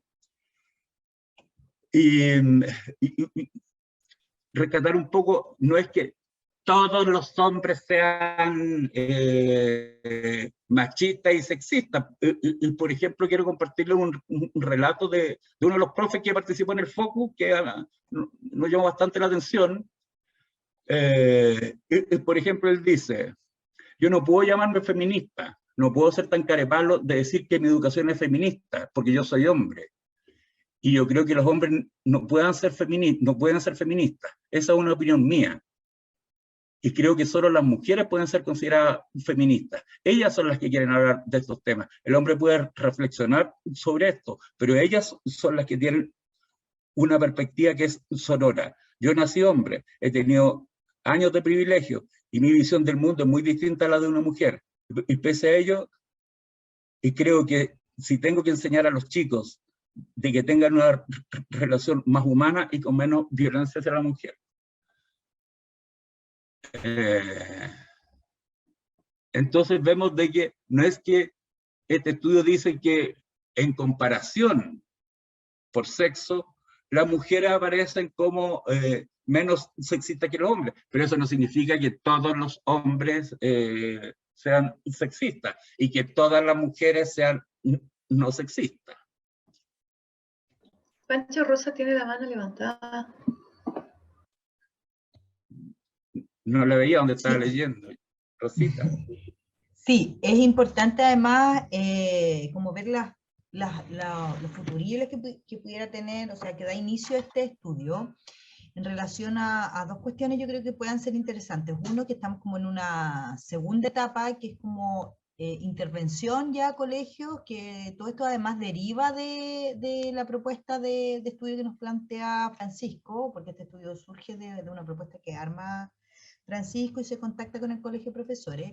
Y desde ahí, bueno, todo el tiempo de trabajo que tuvimos en el estudio y en ir articulándolo, surge como la construcción de armar un proyecto de educación no sexista, que es educación no sexista desde la Escuela Transformamos el Mundo, y que también va a permitir llegar a otras conclusiones. O sea, ¿qué pasa cuando las comunidades empiezan a ser intervenidas? Como cuáles son las modificaciones que se realizan, cuáles son las resistencias, las tensiones, y ahí da para meterse en un montón de otros temas. Y otro elemento que también es interesante, que se le podría dar continuidad también, Francisco, el próximo año, es como todas estas cosas que nos quedaron pendientes también del estudio. O sea, por ejemplo, comparar en focus group colegios católicos versus colegios municipalizados. Porque principalmente, si bien el Corken no es tan literal, pero la mayoría de los profesores jóvenes en general van a colegios particulares subvencionados o colegios particulares y en menos cantidad a colegios municipales, y los profesores que tienen más años de docencia, por lo menos dentro del gremio, se ubican en colegios municipalizados. Entonces también esa es como línea que se podría seguir profundizando con respecto a también culturas dentro de las mismas instituciones, y diferencias también por niveles, no sé, como que también ahí, eso es lo interesante de este estudio, que finalmente, como es en un contexto histórico donde existe un cambio cultural, posibilita como ampliaciones del mismo estudio, o del mismo tema más bien. Eso. No sé Absolutamente. cómo la veis tú, Francisco, con respecto además de las intervenciones que vamos a hacer en los colegios. De más, absolutamente. Y Karina, Sí, es que yo quería tal vez aportar dos cosas, porque comentando así en estos focus group, hay dos cosas que se observan, o sea, yo los veo de afuera, que es muy distinto de repente tener una disposición frente a lo educativo en una responsabilidad de mí como profe, y otra distinta es que en realidad sienta que con toda esta formación se esté metiendo en mi vida, porque en el fondo yo puedo tener una postura ante mi vida, pero también otra postura como profe, y tal vez esa postura sea más política, pero claro, yo a lo mejor voy a seguir teniendo mis mismas percepciones de la realidad, pero yo me voy a formar por mis estudiantes que son de otra generación, entonces a lo mejor ahí sería interesante como ver esa cosita así, como una delgada línea ahí. Y lo otro, que también tiene que ver con dos cosas que son diferentes, porque ustedes mencionaron por ahí que es muy necesario, bueno, de hecho las universidades lo están haciendo en cuanto a incluir en sus mallas curriculares los estudios de género, ¿no es cierto? Igual se están dando en las carreras de salud, al menos, que conozco muy de cerca por mi hija, pero también hay otra cosa que es sumamente importante y creo que si no urgente en la escuela y liceos, sobre todo municipales, que se pudieran hacer este tipo de capacitaciones, pero que en realidad los directivos den los espacios para que los profesores tengan esta capacitación y que no solamente quede en la formación de pregrado. ¿Y por qué? Porque aquí se podrían abarcar todas estas generaciones de profesores que son tan diversas. Porque de repente uno podría pensar, ¿no es cierto?, como prejuiciosamente, que quienes invierten más en capacitarse son personas más jóvenes. Entonces, con esa idea prejuiciosa uno podría decir, pucha, no, capacitémoslo a todos mejor porque tenemos de todas las edades de profesores trabajando en la escuela y liceo, principalmente. Entonces habrían así como también esa diferencia, no solamente trabajarlo desde el pregrado para la pedagogía, sino que también empezar desde ya con ese trabajo en escuela. Así que en ese sentido lo que haría el colegio de profesores sería súper bueno y movería un poquitito hacia el cambio más rápido. absolutamente de acuerdo. Antes de dar la palabra a Jocelyn, o sea, efectivamente lo que plantea Karina es sumamente relevante, porque nosotros venimos de una sociedad machista. O sea, yo si recordara un poco a raíz de las declaraciones de este caballero Johannes Kaiser respecto a las mujeres violadas, yo recuerdo que cuando yo era cabro chico, pero cabro chico te hablo, o sea, nadie de mi curso yo creo que tenían ninguna experiencia sexual, o sea, de haber estado en cuarto básico, pero yo recuerdo que mis compañeros decían, oye, ¿tú te acostarías con una mujer que sea fea de cara? Y habitualmente nos decían, no, no, qué sé yo, pues, y la respuesta era, pero ¿por qué no? Si le ponéis la bandera en la cara y lo hacéis por la patria, en cuarto básico. Entonces nosotros hemos sido formados en una sociedad machista, entonces, todos. Entonces, lo que hay que hacer es un poco ir tomando conciencia de nuestro propio machismo. Entonces, obvio que es necesario formar a todos, a todos. ¿Y quién haya pedido la palabra? Hola, buenas tardes. Jocelyn. Sí, bueno, Bueno. antes que nada, muchas gracias por darme la posibilidad de escuchar y aprender sobre la educación no sexista. Bueno, estos estudios yo creo que son súper importantes, ya que el ADN cultural en esta sociedad es machista. Esta manera de pensar que sostiene que el hombre es superior a la mujer es súper importante de erradicar. Empezar a aplicar esta educación no sexista donde no exista una división entre lo que se espera del hombre o de la mujer. Yo creo firmemente que la educación no sexista y no generista es el camino a seguir. Tenemos que pensar que vivimos en una sociedad donde es patriarcal, este sistema de dominio que mantiene la subordinación e invisibilización de las mujeres y, ojo, de todo lo considerado femenino vulnera. Es por esto que se crea una situación también de desigualdad estructural basada en la pertenencia a determinado sexo biológico. Por eso es súper importante estos temas que están hablando ustedes y bueno, aprender sobre educación y bueno, muchas gracias por darme la oportunidad de escuchar también. Al contrario. La idea de la investigación justamente es difundir un poco los resultados y saber también qué les pasa a los profesores y las profesoras cuando ven esto. Porque un poco lo que yo quería comentar de los estudios que revisamos, que eran fundamentalmente sexistas. Pero esos estudios son del 2016-2017, más o menos. Pero nosotros vivimos algo que fue el Mayo Feminista, donde las mujeres salieron a la calle a denunciar todas las situaciones de discriminación, acoso sexual, abuso, etc. Y un poco la discusión es que tenemos que, al parecer, algo cambió también en la sociedad. Yo recuerdo incluso las reuniones en la universidad, que antes no había el cuidado que hay ahora cuando se tratan temas de mujeres. Yo no sé si eso lo visualizan ustedes, pero nosotros sentimos que hay como un cambio después de la marcha de las mujeres.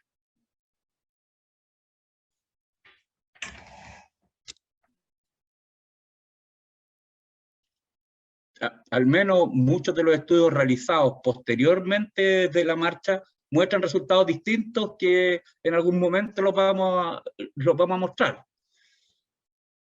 Entonces nosotros creemos que algo pasó. Si bien no, en la sociedad todo es multifactorial, no podemos decir que haya un único factor, pero yo creo que la marcha de las mujeres marcó un hito en términos de cómo la gente se refiere a las mujeres.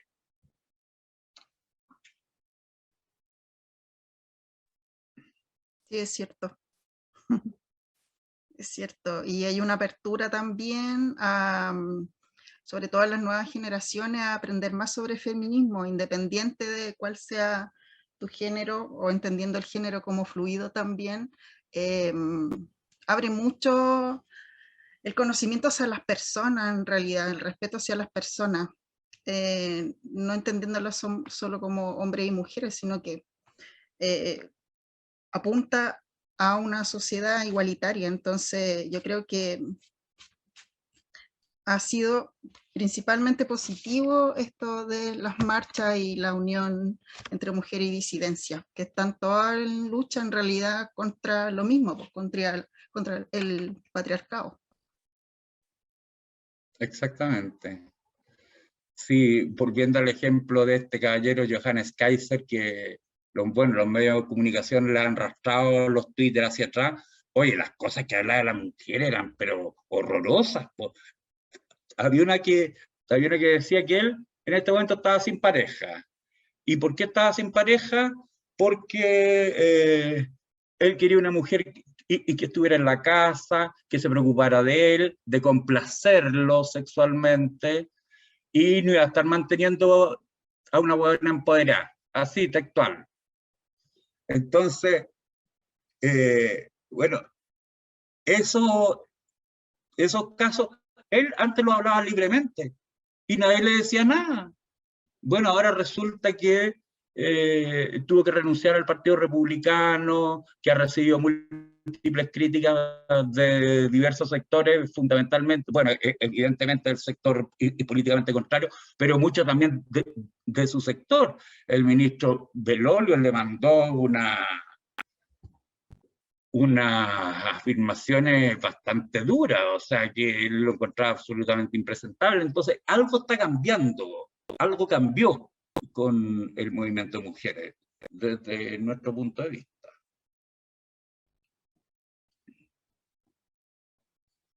¿Algún otro comentario, pregunta? Sí, yo creo que también es súper importante y de hecho por eso también se instaló aquí en el ciclo como el tema de las masculinidades, que es un taller que dio de Vanir, como en ir avanzando también en espacios para las reflexiones de los hombres también. Es como que siempre en general educación no sexista se empieza, que efectivamente tiene mucha relación con el feminismo, pero se piensa como en un espacio exclusivamente para las mujeres, y como que no hay un espacio de reflexión que es masculina, o que aún ese espacio es muy incipiente. Entonces también en las comunidades como ir metiendo ese tema como un referente también. Yo creo que también es importante como que los colegas se vayan también haciendo cargo de sus reflexiones y de su mirada con respecto a cómo les afecta también el patriarcado. O sea, yo recuerdo, como soy viejito y gay, o sea, yo recuerdo las opiniones de todos estos políticos que están ahora, o sea, hablando 10 años atrás de la homosexualidad, y para todos era una enfermedad. Incluso para algunos del Partido Socialista. Entonces, uno ve que algo ha ido cambiando. O sea, como sociedad hemos avanzado en términos de respetar más al otro. A mí me llama la atención en todas estas discusiones a raíz de todo esto del candidato Kast, que mucha gente de derecha que yo la vi hace unos años opinando cosas atroces de las mujeres, de las disidencias sexuales, bueno, ahora ellos no están en contra, no he escuchado prácticamente a nadie hablar en contra del matrimonio igualitario. Y simplemente, ¿y qué es lo que dicen? Que no, que yo está bien, que sé yo, pero que el matrimonio es una unión entre un hombre y una mujer, y que eso no significa que ellos discriminen a la población homosexual, que para eso está el acuerdo de unión civil, así que ellos están todos ahí abanderados con las causas de la disidencia. Me llama bastante la atención. Pero es que igual ahí hay que analizar un poco el discurso que dan, porque si dicen, yo no soy homofóbico, pero ya, ahí ya Claro. como que manchan todo lo que podrían decir. Claro, pues, exactamente lo mismo que cuando antes se pensaba que la mujer debía estar en la casa, a cargo de los hijos, y eso era como lo valorado. Bueno, ahora resulta que no se trata de eso, sino que se trata de que la mujer pueda conjugar su rol de madre, de esposa, con el mundo laboral. Esa es un poco la idea. Pero también que pueda decir si quiere ser madre o no. También.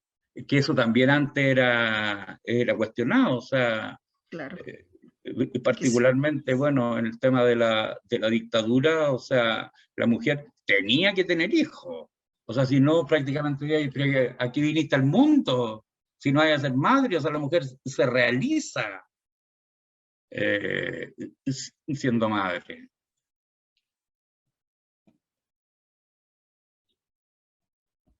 Solo dos comentarios. A propósito de lo que dijo Karina, es muy interesante el comentario, no sé si es profesora de castellano o de lenguaje, porque Yo soy justamente, profesora de matemática. de matemáticas, De matemática de enseñanza básica, sí. ya, Y porque hace, estudio ¿sí? autoformación en temas de género. Interesante, porque efectivamente el comentario que haces tiene que ver con el análisis del lenguaje, que es mucho más profundo, ¿no? Y una de las miradas que hemos tratado de tener también en nuestro estudio es usar el análisis crítico del discurso, justamente porque de esa manera se puede profundizar mucho más también en la intencionalidad, que no sé si conocen algún autor un autor que se llama Van Dijk, que efectivamente ha hecho estudios sobre el racismo utilizando este tipo de lenguaje, de análisis del lenguaje. Entonces es interesante el aporte que tú haces, Karina. Iba a decir otra cosa por el otro, se me olvidó. Estamos muy cansados ya.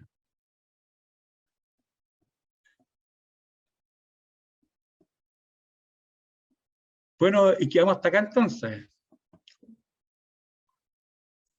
Sí, yo creo que dos cosas me gustaría reforzar como antes de cerrar. Uno, que estamos montando la página de Educación No Sexista, que va a estar alojada en Revista Docencia. Yo creo que a mediados del mes de diciembre va a estar arriba, que va a tener todo el material de estos dos ciclos que se han realizado, los videos, el material, los PowerPoint, qué sé yo, pero además la idea es generar una gran base de materiales que puedan servir para poder ser de algún modo soporte o aportar en la planificación y en estrategias docentes, eso por un lado. Y están todos invitados ahí a mandar material, qué sé yo, intercambiar en los foros, a como continuar como activamente con este tema, y desde ahí invitarlos a la red a ser partícipes activos también de esta red. Nos estamos juntando los primeros miércoles de cada mes por Zoom, donde vamos planificando actividades, vamos desarrollando estos cursos de capacitación y otras, como otros materiales también. Eso por un lado.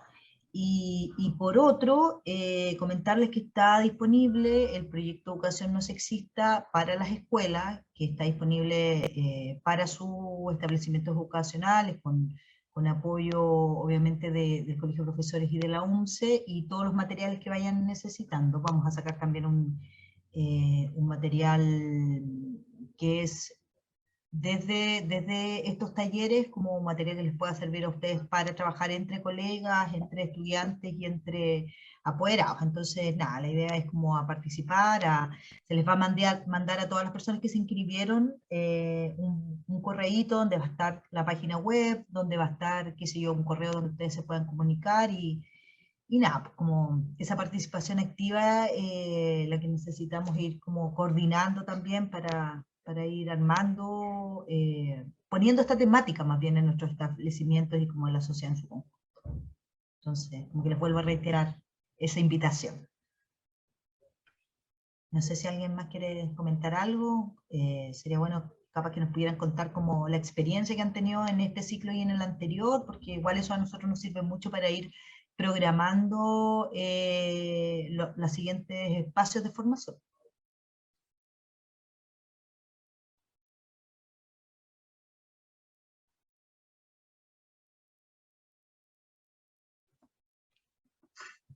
No le habían confirmado nada porque mi hermana ¿Me permiten? Sí, en realidad no tenía intención de opinar, en realidad, porque para mí es muy interesante yo he participado en dos oportunidades nomás, por otras cosas, que generalmente los días martes tengo reunión en mi colegio y coincide también con reuniones de asamblea del colegio de profesores.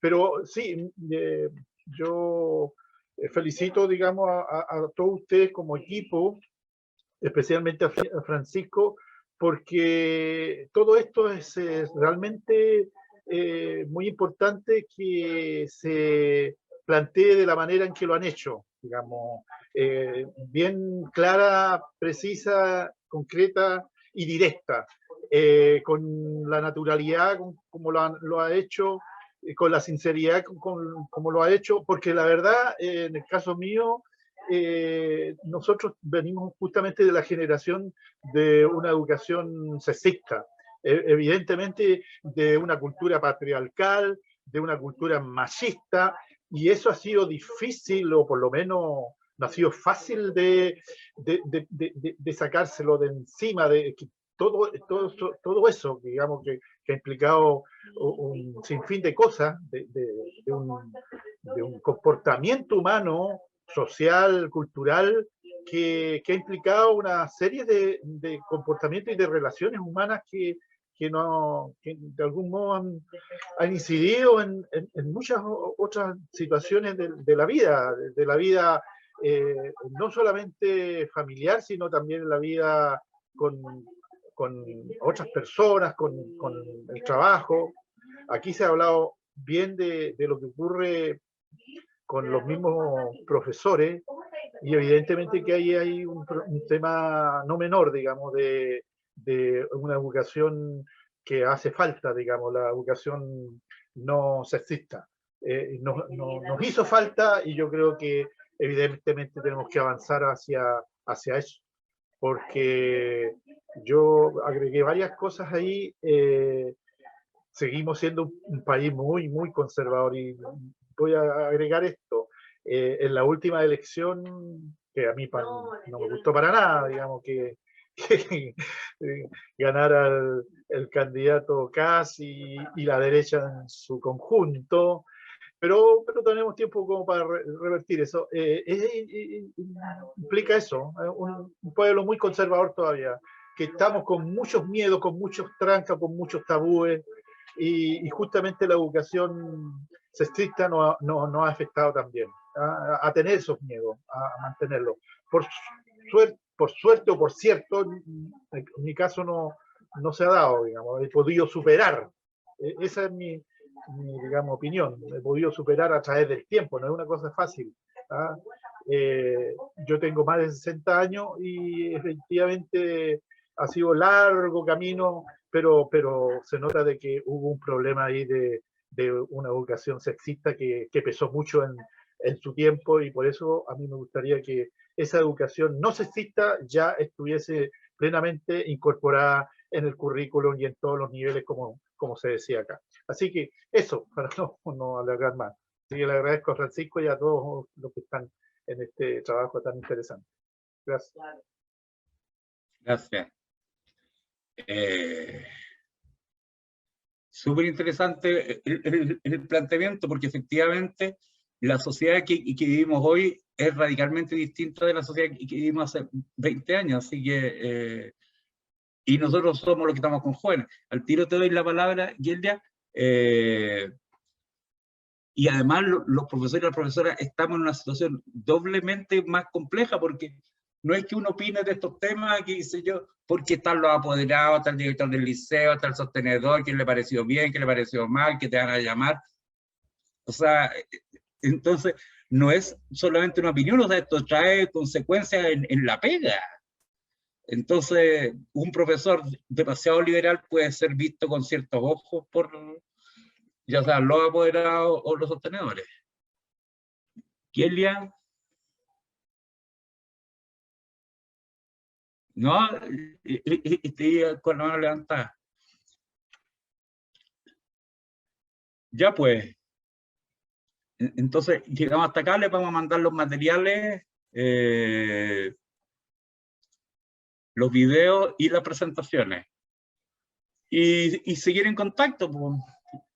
Sí, mañana tenemos reunión a las 6 de educación, de la red de educación no sexista, así que también todos quienes están invitados, así que los que quieran participar me escriben un correíto a mujerygénero @colegiodeprofesores.cl, y que es el mismo correo que les llegó la invitación acá, y yo les me envío el link. Así que también para ustedes, Francisco, Daniel, quieren participar. Si me quieren escribir, igual ahí les dejé el correo. Sí. Daniela y Elizabeth podrían poner su correíto por ahí.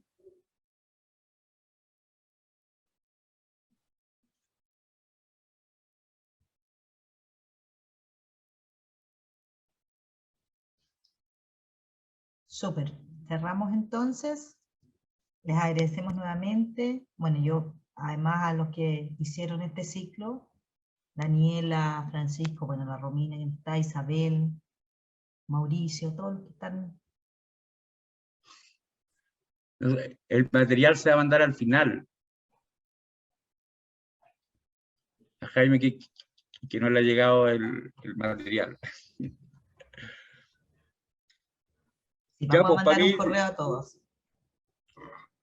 Para mí también fue una grata experiencia haber estado acá. Al principio estaba re nervioso, porque además es un público distinto al que uno está habituado. Entonces, para mí fue igual interesante y me nutre mucho para los temas de investigación que escucharlo y escucharla. Así que para mí ha sido muy gratificante y muy enriquecedor.